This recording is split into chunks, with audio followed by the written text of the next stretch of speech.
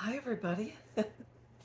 It's Winnie and I. We want to talk about fears that a lot of people don't think about or end up having to tackle if they have one son or daughter who has chosen to estrange, whether they're teens or after they leave the nest and they just cut contact, and we still have other children at home. And this is something I went through and recognized in myself up until recent because it's not that I deal with it on a daily basis, but I have dealt with it in other ways. So when my oldest daughter decided to move out, it was for me a sudden thing because I come home one day from work, her laptop was gone. I walk in her bedroom, and left in her room was a bed, I believe maybe a dresser and some hangers. Other than that, everything was gone. And so I just crumbled on the floor and I cried.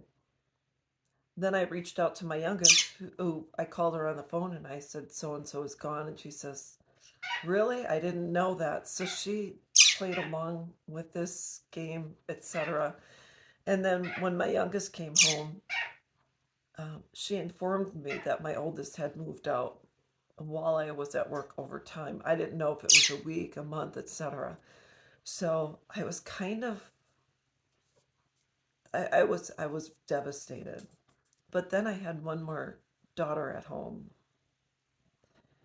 And I think most of us who deal with parental estrangement and are left with other children or that have other children at home, I don't want to make it sound derogatory.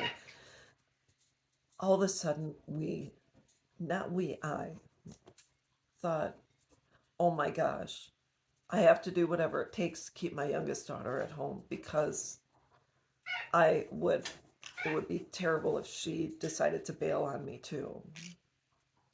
So I think certain estranged parents, not all, end up walking on eggshells and living in fear and doing whatever it takes to keep their other children at home.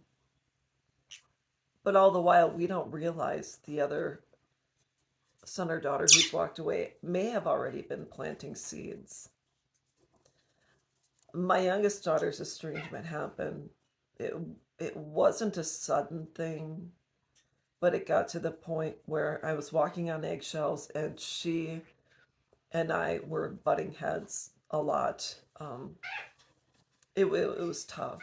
It was emotionally and mentally tough. So there came a point in time when the disrespect towards from her to me, my youngest to me, was just too much for me to handle. Where it was tough being at home. When I said to her, "I need you to go stay with your dad."